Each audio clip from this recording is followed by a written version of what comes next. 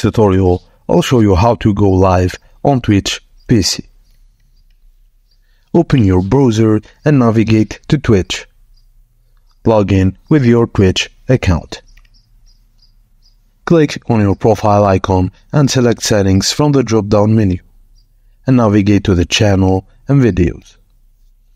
Scroll down to find your stream under Primary Stream Key. Copy this stream key and keep this key secure and private. Download and install OBS if you haven't already. Open OBS and go to Stream Settings. In OBS, select Settings and then Stream.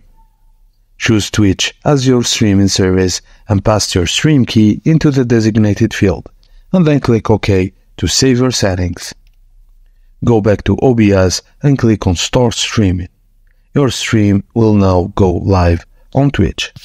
And that's it, guys. Thank you for watching, and please don't forget to like and subscribe for more.